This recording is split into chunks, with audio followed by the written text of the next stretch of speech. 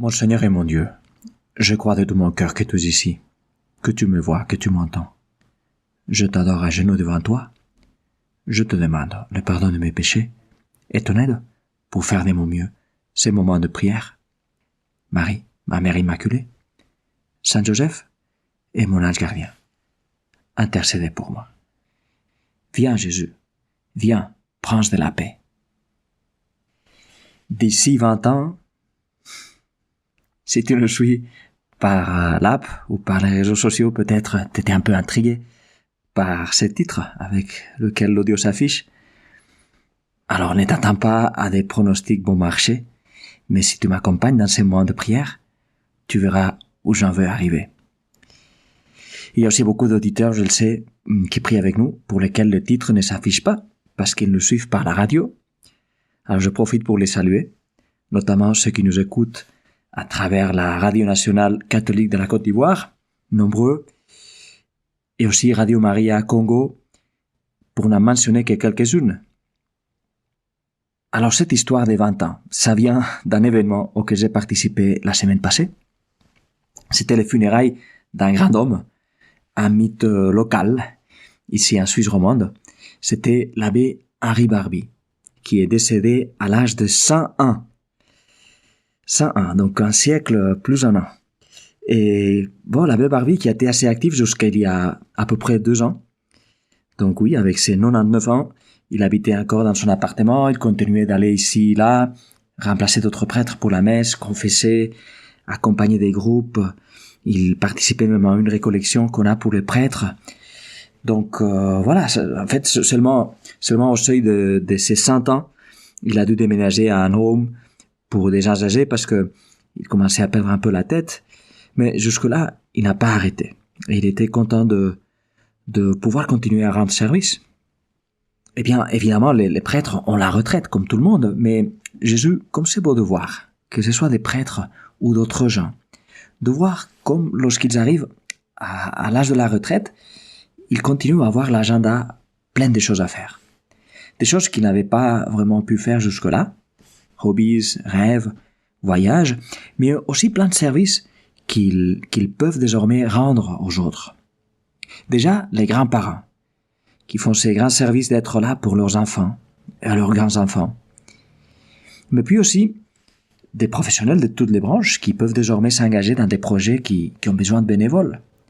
Accompagner des gens aussi qui sont seuls, n'est-ce pas? Je pense par exemple à un ami qui s'est mis à donner des cours d'allemand pour des immigrés, ici en Suisse.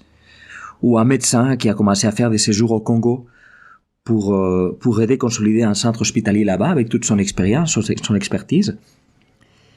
Et peut-être toi qui m'écoutes, t'es dans une situation pareille. C'est beau, c'est très chrétien.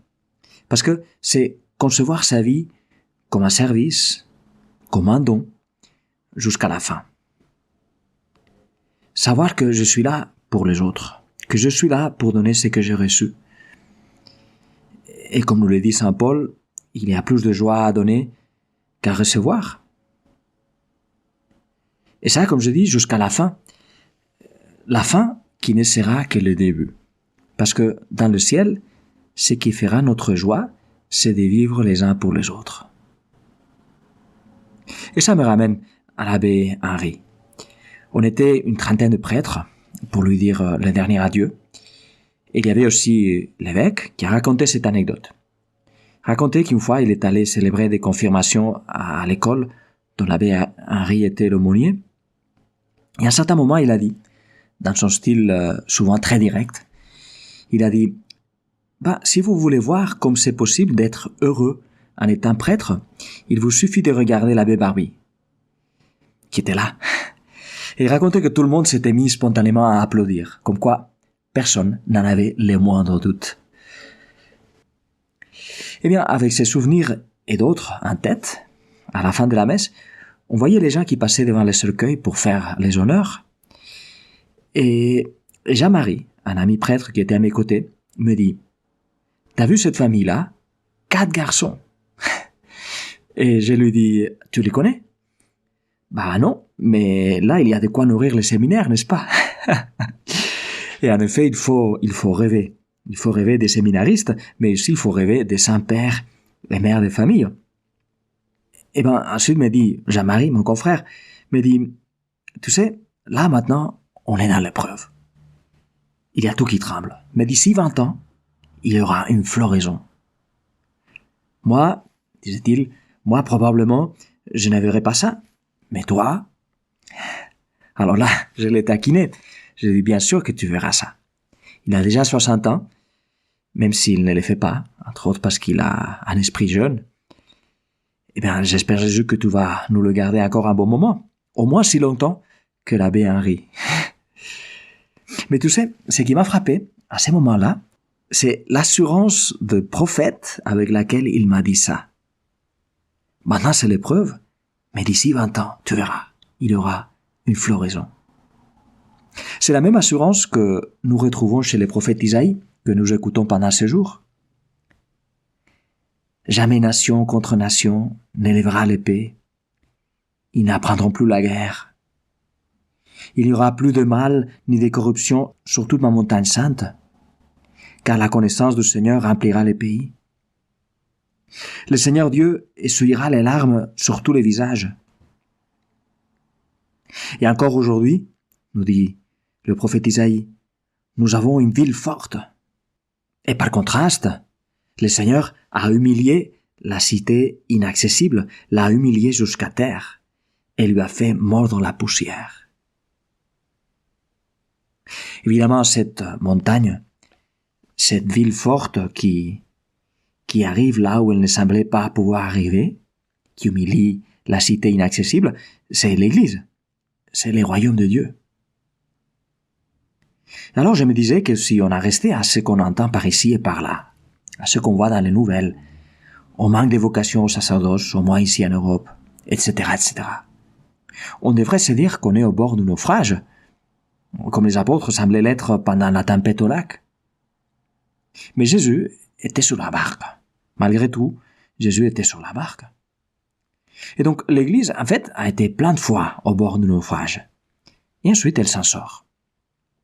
Ses ennemis, les prophètes qui annoncent sa fin, ou qui veulent la mettre tellement à jour, qui c'est soi-disant prophètes qui veulent la mettre tellement à jour qu'elle ne serait plus elle-même, si on suivait leurs propos. Bon, même s'ils peuvent sembler puissants, même s'ils semblent avoir tous les micros, ils finissent par passer. Et l'Église va de l'avant. Encore avec le prophète Isaïe, on dira que leurs cités, apparemment inaccessibles, seront foulées aux pieds, sous les pieds des pauvres, les pas des faibles. Et ces pauvres, ces faibles, c'est ceux qui ont l'humilité et l'audace de la foi, de l'espérance et de la charité. Des armes que le monde juge trop faibles, trop pauvres, trop lentes, mais qui finissent par l'emporter. Ces pauvres, ces faibles, ce sont ceux qui ne perdent pas trop le temps ni les énergies à parler de tout ce qui va mal. C'est des gens qui sont plongés en Dieu et qui essayent de faire tous les biens possibles avec assurance de prophète. Marie, toi qui as prophétisé, toi aussi, dans ton Magnificat, que le Seigneur renverse les puissants de leur trône et il élève les humbles. Eh bien, Marie, dans la veille de ta grande fête de l'Immaculée, donne à nous tous cette espérance de prophète. L'espérance, cette assurance sur l'avenir qui est une force pour aimer, pour travailler, pour sourire, ici et maintenant. Je te remercie, mon Dieu, des bonnes résolutions, des beaux désirs et des lumières que tu as semées dans mon cœur pendant ces moments de prière. Je te demande de m'aider à les faire fructifier. Marie, ma Mère Immaculée, Saint Joseph et mon ange gardien, accompagnez-moi toujours en chemin.